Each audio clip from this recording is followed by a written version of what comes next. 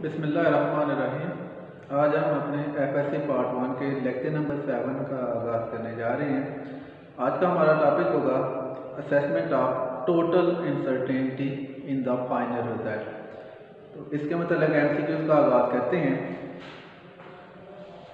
For total assessment of uncertainty in the final result obtained by subtraction we add percentage uncertainty, fractional uncertainty, absolute uncertainty या error। तो final assessment में जब हम value को add कर रहे होंगे या वैल्यू को सब्ट्रैक्ट कर रहे होंगे तो उनकी जो एब्सोल्यूट अनसर्टेनिटी जिनको हम लीस्ट काउंट कहते हैं वो हमेशा ऐड होंगी। तो for the addition and subtraction absolute uncertainty are always added. तो number C option absolute uncertainty correct होगा। सेकंड है if x1 is equal to 10.5 plus minus 0.1 centimetre and x2 26.8 plus minus 0.1 centimetre then x2 minus x1। अगर हमारे पास दो value given हो और उनको minus करना हो, ये 10.5 ये कैलकुलेटेड वैल्यू है और 0.1 ये एब्सोल्यूट अनसर्टेनिटी जिसको हम लीस्ट काउंट भी कहते हैं, ये कैलकुलेटेड वैल्यू है और ये इसका लीस्ट काउंट है। तो जब आप इसको सब्ट्रैक्ट करेंगे तो 26.8 में से 10.5 माइनस करें तो 16.3 आंसर आता है। लेकिन उसके साथ ये जो plus minus 0.1 centimetre plus minus 0.1 centimetre ये जो एब्सोल्यूट अनसर्टेनिटी है या लीस्ट काउंट है ये फिर भी ऐड होगा। तो ये दो वैल्यू तो सब्ट्रैक्ट होंगी लेकिन इनके सामने वाली वैल्यू है वो ऐड होंगी। तो सबके ऑप्शन 16.3 हैं लेकिन साथ में आप ये देखना है कि इनके साथ जो इनकी एब्सोल्यूट अनसर्टेनिटी है वो भी ऐड होनी चाहिए। तो करेक्ट ऑप्शन जो है वो 16.3 प्लस माइनस 0.2 इसमें दोनों को भी ऐड करना है। तो बी ऑप्शन जो है वो करेक्ट होगा। नंबर 3 है if R1 is equal to 5.1 plus minus 0.05 ohm and R2 2.6 plus minus 0.05 ohm then R1 plus R2। तो आप दो वैल्यू को ऐड करते हैं तब भी उनकी एब्सोल्यूट अनसर्टेनिटी जो है वो ऐड ही होगी। तो इन दोनों को ऐड करें तो 7.7 आता है लेकिन साथ में इन दोनों को भी ऐड करना है। तो इस सूरत में जो आंसर होगा वो 7.7 0.1 ओम। तो नंबर सी ऑप्शन जो है ये करेक्ट होगा। नंबर 4 है for total assessment in multiplication and division percentage uncertainty का। तो मल्टीप्लाई करते हुए और डिवाइड करते हुए उनकी जो परसेंटेज अनसर्टेनिटी होगी, परसेंटेज अनसर्टेनिटी जो है इनको हमेशा ऐड किया जाता है। एडिशन और सब्ट्रैक्शन में एब्सोल्यूट अनसर्टेनिटी को ऐड किया जाता है और मल्टीप्लिकेशन और डिवीजन में परसेंटेज अनसर्टेनिटी को हमेशा ऐड किया जाएगा। नंबर ए ऑप्शन एडेड जो है ये करेक्ट होगा। नंबर 5 है the percentage uncertainty the value of b 5.2 plus minus 0.01। तो परसेंटेज अनसर्टेनिटी निकालने का फार्मूला ये है, ये कैलकुलेटेड वैल्यू है और ये इसका लीस्ट काउंट है। तो परसेंटेज अनसर्टेनिटी जो है परसेंटेज अनसर्टेनिटी ये है least count divide bye calculated value multiply by 100। इस केस में लीस्ट काउंट 0.1 कैलकुलेटेड वैल्यू 5.2 और मल्टीप्लाई बाय 100। तो जब आप इसको मल्टीप्लाई करेंगे तो आपका वैल्यू अप्रॉक्सीमेटली 2% होगा। तो नंबर बी ऑप्शन जो है करेक्ट होगा। नंबर 6 है if uncertainty in math is 2%। अगर मैथ में अनसर्टेनिटी 2% है और वेलोसिटी में 3% है तो मोमेंटम में क्या होगी। तो अब मोमेंटम का जो फार्मूला है P is equal to mv। Math में अनसर्टेनिटी जो है वो 2% है और वेलोसिटी में जो है वो 3% है। तो वैल्यू अगर मल्टीप्लाई या डिवाइड हो रही हो तो उनकी परसेंटेज अनसर्टेनिटी जो है वो हमेशा ऐड होगी। तो मैथ का 2% प्लस वेलोसिटी का 3% तो टोटल जो है वो 5% हो जाएगा। तो मल्टीप्लिकेशन में परसेंटेज अनसर्टेनिटी ऐड होती है तो 2% प्लस 3% इज इक्वल टू 5%। तो नंबर डी ऑप्शन जो है ये करेक्ट होगा। नंबर 7 है if uncertainty in voltage is 2% and current is 6% then uncertainty in resistance is। तो ओहम लॉ के मुताबिक V is equal to IR तो R is equal to V over I। तो V में अनसर्टेनिटी जो है वो 2% है और करंट में जो है वो 6% है। दो वैल्यू डिवाइड हो रही हो तब भी उनकी जो परसेंटेज अनसर्टेनिटी जो है वो ऐड होगी। तो V और I डिवाइड हो रहे हैं लेकिन इनकी परसेंटेज अनसर्टेनिटी ऐड होगी, तो 2% प्लस 6% ये टोटल हो जाएगा 8%। तो नंबर सी ऑप्शन 8% जो है ये करेक्ट होगा।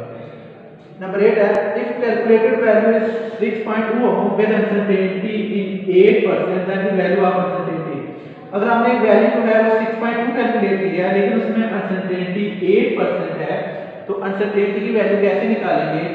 6.2 मल्टीप्लाई बाई 8%। तो 8% जो है 6.2 8/100, अगर आप इसको मल्टीप्लाई करके डिवाइड करें तो अनसर्टेनिटी की वैल्यू जो है वो 0.5 ओम। तो इस तरह अगर हमें परसेंटेज गिवन हो तो हम अनसर्टेनिटी की वैल्यू भी कैलकुलेट कर सकते हैं। नंबर 9 है अनसर्टेनिटी इन मैथ इज 5%। अगर मैथ में अनसर्टेनिटी 5% हो और फोर्स में अनसर्टेनिटी 6% हो तो एक्सेलरेशन में अनसर्टेनिटी क्या होगी? तो according to Newton second law F is equal to m, तो A is equal to F/m। तो दो वैल्यू अगर डिवाइड भी हो रही हैं तब भी उनकी परसेंटेज अनसर्टेनिटी जो है वो ऐड होगी। तो 5% प्लस 6% टोटल 11% हो जाएगा। तो नंबर सी ऑप्शन 11% जो है वो करेक्ट होगा। नंबर 10 है uncertainty in radius is 2%, then uncertainty in area and volume of sphere. अगर रेडियस में अनसर्टेनिटी जो है वो 2% हो तो वॉल्यूम और एरिया में अनसर्टेनिटी क्या होगी? तो area of sphere is equal to 4πr² और वॉल्यूम ऑफ स्फीयर 4/3πr³। अगर पावर फैक्टर आ जाए तो परसेंटेज अनसर्टेनिटी को उस पावर से मल्टीप्लाई किया जाएगा। अब यहाँ पे रेडियस में अनसर्टेनिटी 2% है लेकिन उसकी पावर 2 है, तो हम 2 को मल्टीप्लाई करेंगे परसेंटेज अनसर्टेनिटी के साथ। तो 2 मल्टीप्लाई 2, तो एरिया में जो अनसर्टेनिटी होगी वो 4% होगी। अब रेडियस का क्यूब है तो हम पावर को मल्टीप्लाई करेंगे रेडियस की अनसर्टेनिटी के साथ, तो 3 जो है वो मल्टीप्लाई होगा। रेडियस में अनसर्टेनिटी 2% है तो 2% के साथ वो मल्टीप्लाई होगा तो 6%।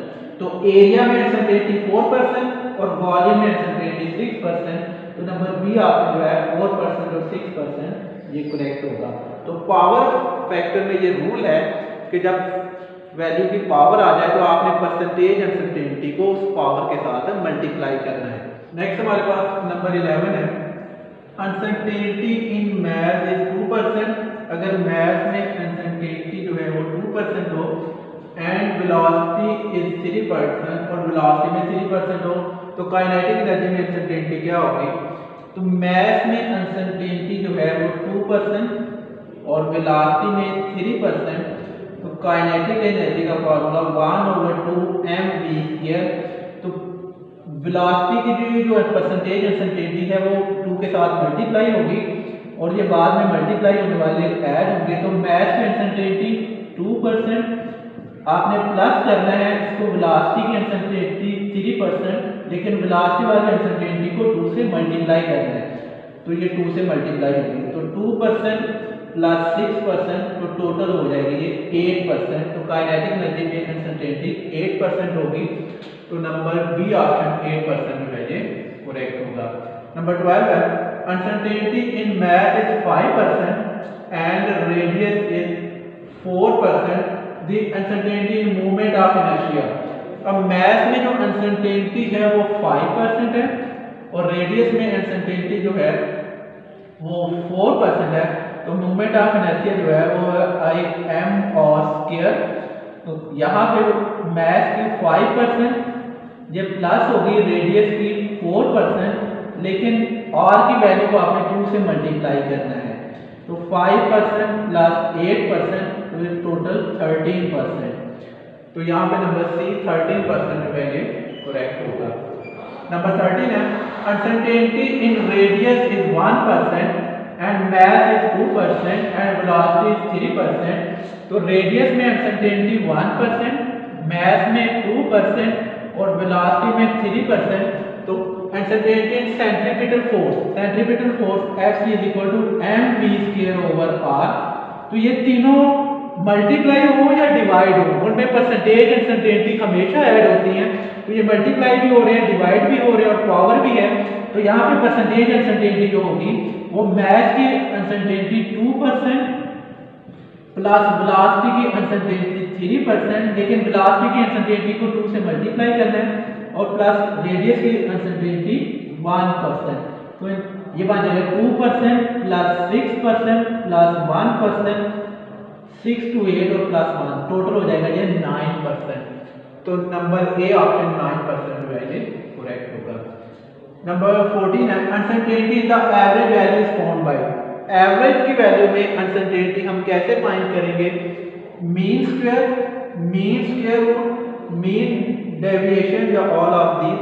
तो एवरेज की वैल्यू में हम जो अनसर्टेनिटी फाइंड करते हैं वो मीन डेविएशन से फाइंड करते हैं। तो number C option mean deviation जो है ये करेक्ट होगा। नंबर 15 है the time period of simple quantum is recorded 4.6 second in a least count of 0.1 second, then for 30 vibration the uncertainty in the time period. तो time period के experiment में जो uncertainty है उसका formula least count divide by number of vibration. तो इस question में least count 0.1 और नंबर ऑफ वाइब्रेशन 30 है, तो 0.1 को 30 पे डिवाइड करें तो आंसर 0.003 सेकंड। तो सी ऑप्शन जो है वो करेक्ट होगा। नंबर 16 है uncertainty diameter of cylinder. Diameter of cylinder की अनसर्टेनिटी 3% और लेंथ की अनसर्टेनिटी 4% है। तो वॉल्यूम की अनसर्टेनिटी क्या होगी? तो volume of cylinder is equal to pi R square L. तो रेडियस जो है वो डायमीटर का हाफ होता है, तो वॉल्यूम हो जाएगा पाई d/2 स्क्वायर एल पाई d स्क्वायर एल ओवर 4। यहाँ पे डायमीटर में जो अनसर्टेनिटी है वो 3% है और लेंथ में जो अनसर्टेनिटी है वो 4% है। तो वॉल्यूम की अनसर्टेनिटी क्या होगी? डायमीटर की अनसर्टेनिटी 3% और डायमीटर की अनसर्टेनिटी को 2 से मल्टीप्लाई करना है प्लस लेंथ की अनसर्टेनिटी 4%, तो 6% प्लस 4%, तो टोटल वॉल्यूम में हो जाएगी 10%। तो नंबर बी ऑप्शन 10% जो है करेक्ट होगा। नेक्स्ट एक इंफॉर्मेशन है the travel time of light from Pluto to earth.